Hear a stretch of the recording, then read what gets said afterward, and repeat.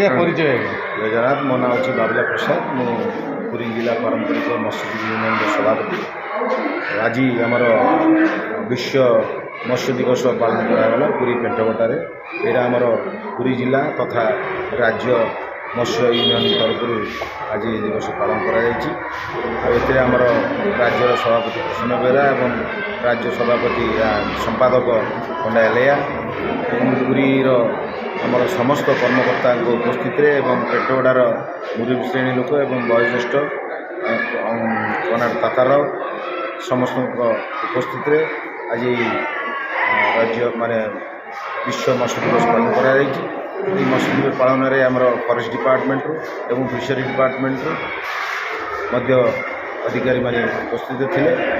ଆଜି ଆମ ଯେଉଁ ମତ୍ସ୍ୟ ଦିବସରେ ଆମର ପୁରୀ ଜିଲ୍ଲାର ମତ୍ସ୍ୟଜୀବୀ ଭାଇ ଭଉଣୀମାନଙ୍କର କିଛି ସମସ୍ୟା ଥିଲା, ସେ ସମସ୍ୟା 5 ଦଫା ଦାବିରେ ଆମେ ଜିଲ୍ଲାପାଳ ମହୋଦୟଙ୍କୁ ପ୍ରସ୍ତାବନ କରିଛୁ।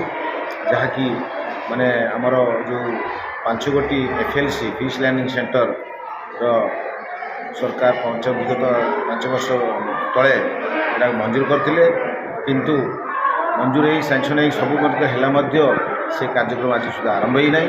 ସେଥିରୁ 5ଟି ଥିଲା ଆମର ସାପକଟି, ଆଉ ଆମର ପେଣ୍ଠକଟା, କାଳିଆକଣ, ଅରଖୁଦା ଏବଂ ଚନ୍ଦ୍ରଭାଗା।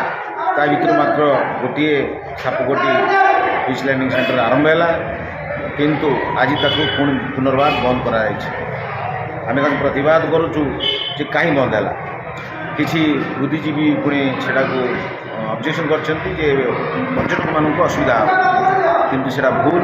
ପର୍ଯ୍ୟଟକମାନଙ୍କୁ କୌଣସି ଅସୁବିଧା ହେବ ନାହିଁ, ବରଂ ପର୍ଯ୍ୟଟନ ଗୋଟେ କେନ୍ଦ୍ର ହେବ ସେଇଟା। କାହିଁକିନା ଯଦି ପୁରୀ ବେଳାଭୂମିରେ ଯଦି ଫିସ୍ ଲ୍ୟାଣ୍ଡିଂ ସେଣ୍ଟର କରାଯାଏ, ସେଇଟା ଜାଣିପାରିବେ ଆମର ପାରମ୍ପରିକ ମତ୍ସ୍ୟଜୀବୀମାନଙ୍କର ଜୀବନଶୈଳୀ, କେମିତି ସେମାନେ ମାଛ ମାରି ଆସୁଛନ୍ତି ଆଉ ଫ୍ରେଶ୍ ମାଛ ଦେଖିପାରିବେ। ଏବଂ ଆମେ ମଧ୍ୟ କହିଛୁ ସେଠି ଗୋଟେ ମ୍ୟୁଜିୟମ୍ କରାଯାଉ, ଯେଉଁଟାକି ଆମର କେତେଟା ମାଛ ଲୋପ ହୋଇଯାଇଛି, ଜାତି ପ୍ରଜାତି ମାଛର ସେଗୁଡ଼ା ପଟ୍ଟଚିତ୍ର ରହିବ। ଏବଂ ଆମର ଯେଉଁ ଡଙ୍ଗା ନୌକା ଯେଉଁ ସମୁଦ୍ରରେ ଯେଉଁ ଯାଉଥିଲେ ପୁରାତନ ଡଙ୍ଗା, ସେଟା ବି ଲୋପ ହୋଇଯାଇଛି, ତାହାର ମଧ୍ୟ ପଟ୍ଟଚିତ୍ର ରହିବ। ପର୍ଯ୍ୟଟକମାନେ ସେଟାକୁ ଉପଭୋଗ କରିବେ। ଏବଂ ଏଇ ଯେଉଁ FLC ହେଉଛି ଏକ ସୁନ୍ଦର ଭାବରେ ଗଠନ କରାଯାଉ ଏବଂ ତାକୁ 2ଟି ପାର୍ଶ୍ୱରେ ଟାୱାର ହାଉସ୍ ବି ରଖାଯାଉ, ଯେଉଁଟାକି ପର୍ଯ୍ୟଟକମାନେ ଯେଉଁ ପାଣିରେ ସମୁଦ୍ରରେ ଗାଧୋଉଛନ୍ତି ସେହି ସମୟରେ ୱାଚ୍ ବି କରାହେବ। ତେଣୁ ଜିଲ୍ଲାପାଳ ଆମକୁ କହିଛନ୍ତି ଯେ ଯେଉଁ ଥିଲା ତା'ର ଡିଜାଇନଟା ତାକୁ ସାମାନ୍ୟ ପରିବର୍ତ୍ତନ ହେବ ଏବଂ ଯେଉଁଟା ଆମର ପର୍ଯ୍ୟଟକଙ୍କୁ ସୁହାଇବ ସେଇ ଟାଇପ୍ର କରାଯିବା ପାଇଁ। କିନ୍ତୁ ଆମେ ଜାଣିଲୁ ଯେ କିଛି ମୁଷ୍ଟିମେୟ ଲୋକ ହୋଟେଲଙ୍କଠୁ କିଛି ଫାଇଦା ପାଇ ସେଗୁଡ଼ାକ ଆମର ପାରମ୍ପରିକ ମତ୍ସ୍ୟଜୀବୀ ବଂଶକୁ ଲୋପ କରିବା ପାଇଁ ଚାହୁଁଛନ୍ତି। କିନ୍ତୁ ଆମର ଜୀବନ ଜୀବିକା ହେଉଛି ସମୁଦ୍ର କୂଳ, ଆମର ବାଲିନଳୀ ସେ ଗୋଡ଼ବାଡ଼ ସେ ହେଉଛି ତା ସିଧାରେ ହେଇଛି। ଆମକୁ ଯଦି ଅନ୍ୟଟି ସ୍ଥାନାନ୍ତରିତ କରାଯାଏ ତାହେଲେ ଆମକୁ ଯିବା ପାଇଁ କଷ୍ଟ ହେବ ଏବଂ ସେଠି ଆମର ଯେଉଁ ଜାଲ ଡଙ୍ଗା ଇତ୍ୟାଦି ରହିବା ମଧ୍ୟ ଚୋରିଚାରିର ସମ୍ଭାବନା ଅଛି। କିନ୍ତୁ ଆମର ଏଇଟା ଲାଗିକି 10 ବର୍ଷ ଲାଗି 5 ବର୍ଷ ଲାଗିଲା ସାଂକ୍ସନ୍ କରିବାକୁ। ବିଗତ 2020 ମସିହାରେ ଏଇଟା ସାଂକ୍ସନ୍ ହେଇ ସବୁ ପ୍ରକାର CRZର ସବୁ ପ୍ରକାର ନିୟମ, ମନ୍ଦିର ପ୍ରଶାସନର, ତହସିଲରୁ ବିଲ୍ଡିଂ କନଷ୍ଟ୍ରକ୍ସନ୍ ସମସ୍ତ ପ୍ରକାର 21 ପ୍ରକାର NOC ପାଇ ସେଇଟା ଆମେ କରୁଛୁ। କିନ୍ତୁ ଏଇଟା କ'ଣ ବେଆଇନ ଭାବରେ କରୁନାହୁଁ, ସରକାରଙ୍କ ପ୍ରତିଷ୍ଠାରେ ସରକାରଙ୍କ ସାହାଯ୍ୟରେ କରୁଛୁ। ବିଗତ ସରକାର ଏଇଟା କରିଥିଲେ ଏବଂ ଲୋକଙ୍କ ପାଇଁ। ବର୍ତ୍ତମାନ ମଧ୍ୟ ଏ ସରକାର ଲୋକଙ୍କ ସରକାର। ଆମେ ଆବଶ୍ୟକ ବେଳେ ଆମେ ଯିବୁ ଲୋକଙ୍କ ସରକାର ପାଖକୁ ଆମେ ପହଞ୍ଚିବୁ ଯେ ଆମର ଏଇଠି ପୁରୀ ବେଳାଭୂମିରେ ଯେଉଁଟା ଲାଇଟ୍ ହାଉସ୍ ପାଖରେ ଯେଉଁଟା ହେଉଛି ସେଇ ଜାଗାରେ ଯେଉଁଠି ହେଉଛି ସେଇଠି ହେବା ପାଇଁ ଆମର ଦାବି। ଆଉ ତା ସହିତ ଆମର ଅନ୍ୟ ଦାବି ରଖାହେଇଛି, ଯେଉଁ ଟ୍ରଲର 10 କିଲୋମିଟର ଭିତରେ ପଶିକି ଆମର ପାରମ୍ପରିକ ମତ୍ସ୍ୟଜୀବୀମାନଙ୍କ ଡଙ୍ଗା ଜାଲ ଗୁଡ଼ା କାଟି ନେଇଯାଉଛନ୍ତି, ତାଙ୍କର ଉପରା ଆକ୍ଟେନ୍ସନ୍ ସେ ଭିତରେ ଆସିବା କଥା ନୁହେଁ, କିନ୍ତୁ ସେମାନେ ଆସୁଛନ୍ତି। ସେଥିପାଇଁ ଗୋଟେ ଟାସ୍କ ଫୋର୍ସ କମିଟି କରିବା ପାଇଁ ଆମେ ଅନୁରୋଧ କରୁଛୁ।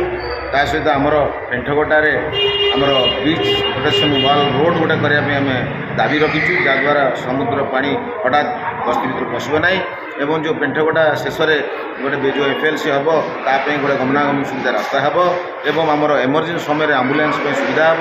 ପେଣ୍ଠକଟା ବେଳାଭୂମି ଯେଉଁ ଅଳିଆ ଆବର୍ଜନା ପରିପୂର୍ଣ୍ଣ ହୋଇଛି ସେଇଟା ମଧ୍ୟ ସଦାବେଳେ ପରିଷ୍କାର ପରିଚ୍ଛନ୍ନ ରହିବ।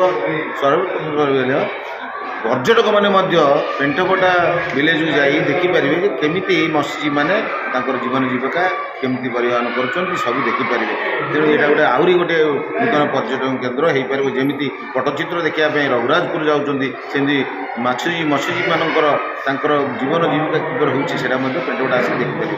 ତେଣୁ ଏଇଟା ଆମର ଅଛି ଏବଂ ଅନ୍ୟଟି ଯେଉଁଗୁଡ଼ାକ ବି ଅଛି ସେଗୁଡ଼ାକ କରିବା ପାଇଁ ଦାବି କରୁଛୁ।